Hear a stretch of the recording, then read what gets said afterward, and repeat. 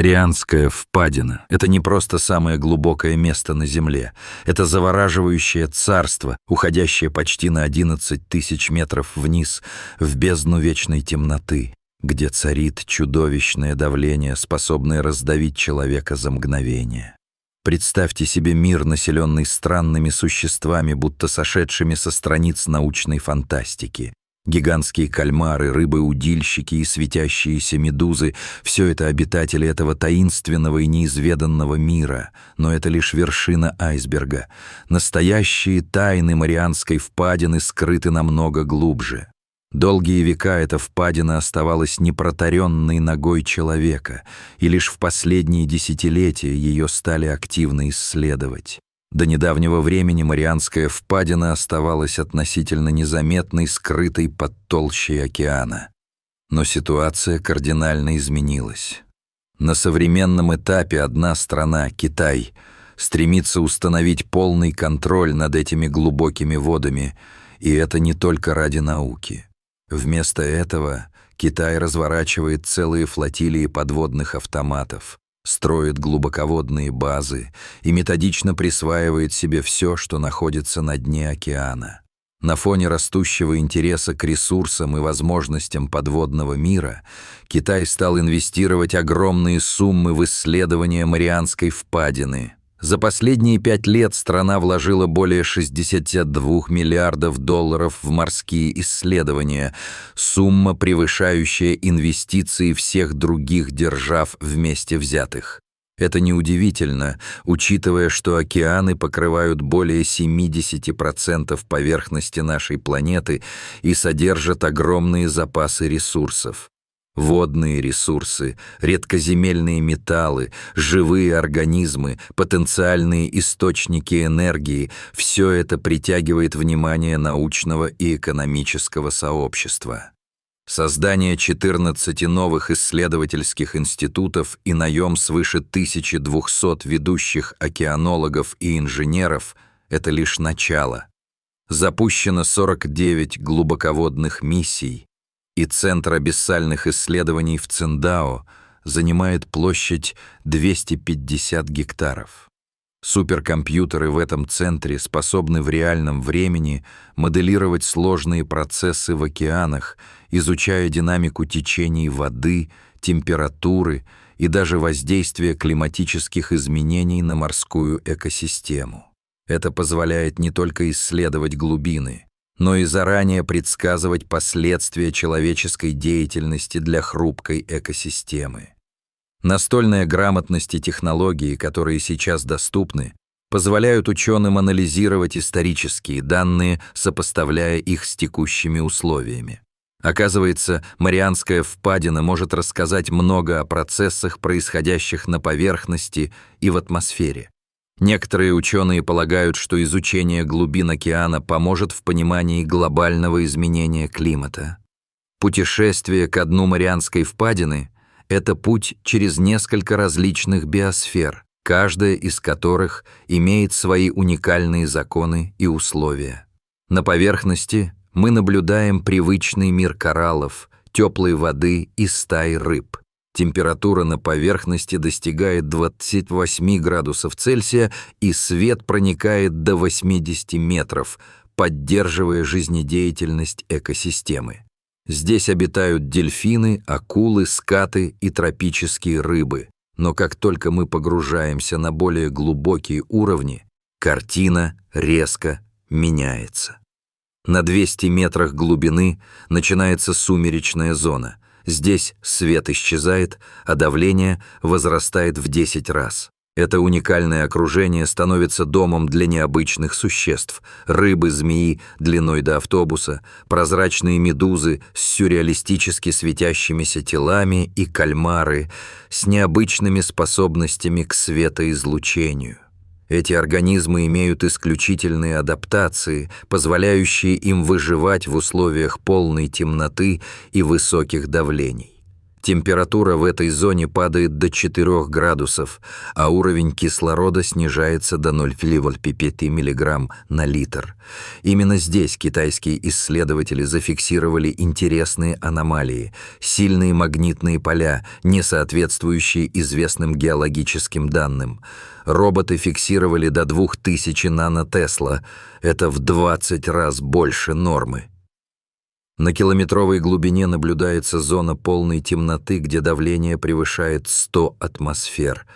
Здесь обитают настоящие гиганты глубин, такие как гигантские кальмары с глазами размером с футбольный мяч, рыбы-удильщики и медузы с телами в форме шара. Некоторые из этих организмов способны проглотить жертву, значительно превышающую их собственные размеры. Они питаются непрерывным потоком биомассы, которая падает с верхних слоев океана. Их долгожительство и выживаемость обеспечивают уникальные механизмы. Однако исследования показывают не только интересные биологические аспекты, но и важные геофизические факты. На глубине 4000 метров начинается абиссальная зона с температурой всего 2 градуса. Морское дно покрыто илами, которые хранят историю океана. Китайские буровые платформы извлекли ил, которому 50 миллионов лет, и в нем были найдены живые микроорганизмы. Эти древнейшие бактерии питаются метаном и сероводородом и могут стать ключом к новым медицинским прорывам. И это еще не все. Бурение на положенных данными местах открыло реликтовые материи, которые могли бы рассказать много о климате Земли миллионы лет назад.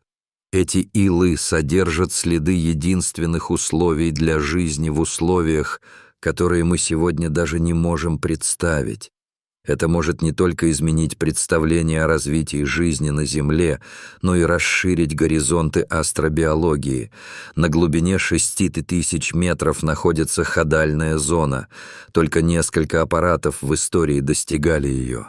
Давление здесь эквивалентно весу 50 слонов на каждый квадратный сантиметр. Здесь живут прозрачные амфиподы, ракообразные, которые питаются морским снегом. Их клетки имеют уникальные адаптации к экстремальным условиям давления. Ученые уже отметили, что в условиях совершенно измененной среды живые организмы обладают способностью к эволюции в кратчайшие сроки, что открывает двери для изучения генетической изменчивости. На самом дне, почти на 11 000 метров, китайские аппараты обнаружили гигантские подземные пещеры, уходящие в глубины морского дна на десятки километров. Эти подводные формации имеют интересные структурные особенности, которые действительно удивляют. Некоторые из этих пещер достигают объема более 50 кубических километров и содержат систему разветвленных туннелей и сводов, простирающихся в стороны и вниз. Температура внутри этих полостей достигает 400 градусов Цельсия. Несмотря на такое экстремальное тепло, здесь зафиксированы устойчивые потоки газа, содержащего метан, сероводород и редкие изотопы гелия. Эти открытия поднимают множество научных вопросов относительно того, какие процессы происходят в недрах Земли. Сейсмические датчики зафиксировали регулярные вибрации на частоте 7,83 Гц, что совпадает с резонансной частотой Земли, известной как резонанс Шумана. Эти импульсы могут свидетельствовать о наличии неизвестных геоэнергетических процессов или даже о неких естественных механизмах передачи энергии внутри планеты. В свое время ученые разнообразили свои теории, выдвинув предположение о существовании геотермальных каналов, связанных с магмой, либо части обширной системы природных дыхательных клапанов. Китайские специалисты направили в пещеры автономные зонды, оснащенные термостойкими камерами и спектрометрами. Внутри были обнаружены не только необычные геологические структуры, полированные поверхности и идеально круглые отверстия, но и признаки биоактивности. На раскаленных стенках пещер фиксируются колонии бактерий, устойчивых к экстремальному теплу и токсичной среде, которые активно перерабатывают минеральные соединения, используя неизвестный метаболический путь. Эта информация может быть важным ключом для будущих биотехнологий. Если подтвердится связь этих пещер с магматическим ядром планеты, это станет одним из самых поразительных открытий в истории науки. Это может открыть путь к новым источникам энергии и пониманию внутренней жизни нашей планеты. Учитывая сегодняшние вызовы, связанные с дефицитом ресурсов и загрязнением, перспективы, которые открываются в этих исследованиях, могут быть поразительными. Погружения людей в Марианскую впадину остаются редкостью. Первым достиг ее дна в 1961 году инженер Жак Пикар вместе с капитаном Доном Уолшем. Попадание на эту глубину – это не только техническое достижение, это акт стойкости и мужества.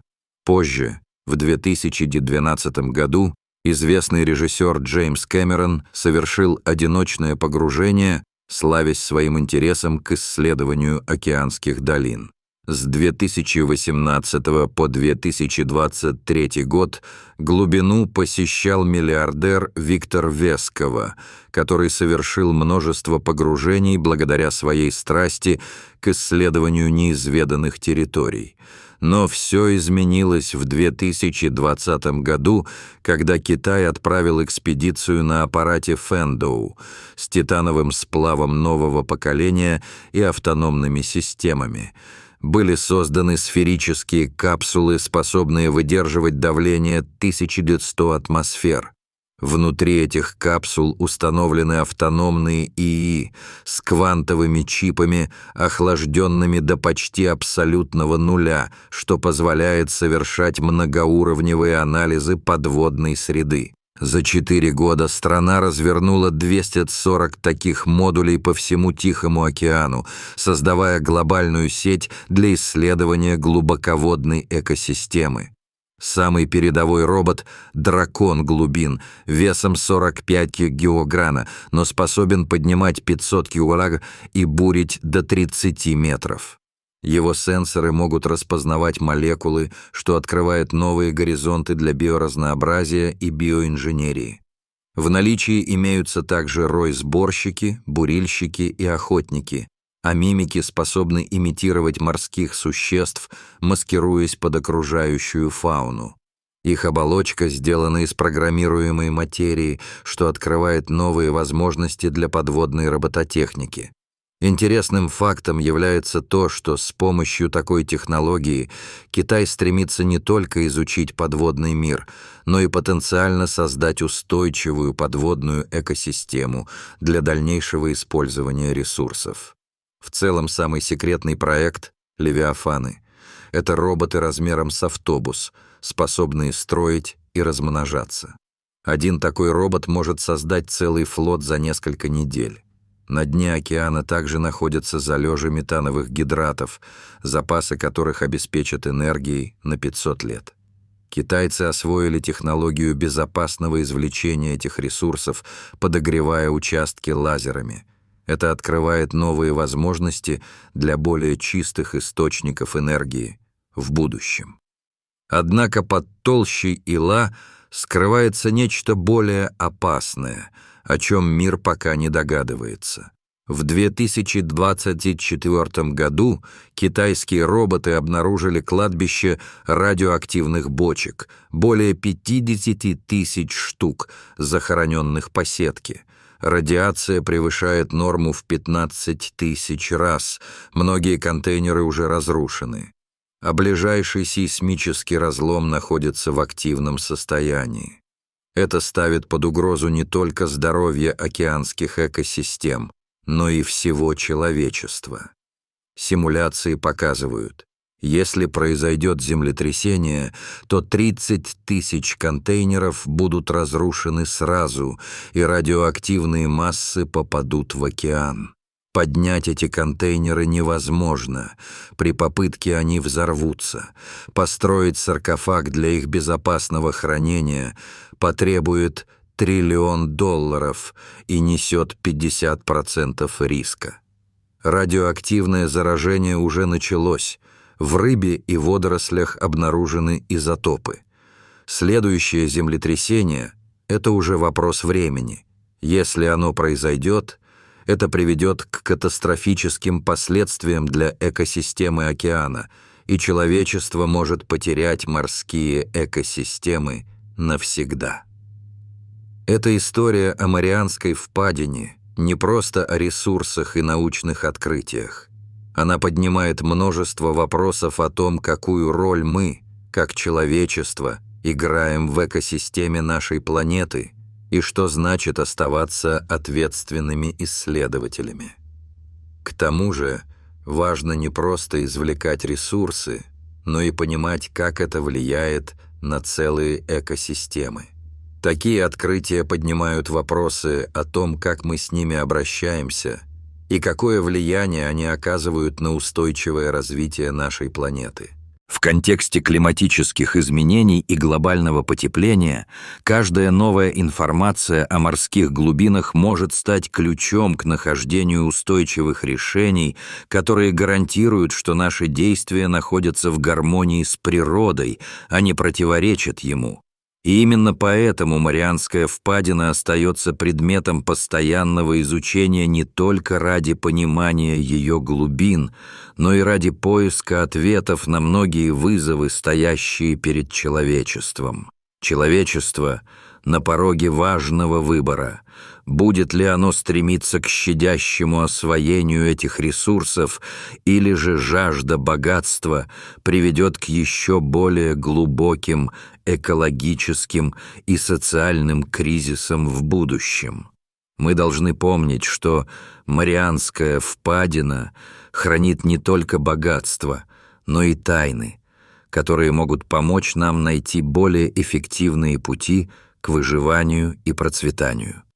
Дорогие зрители, что вы думаете об этой истории? Расскажите, пожалуйста, в комментариях. А если вам понравилось это видео, ставьте лайк и подписывайтесь на наш канал. До свидания.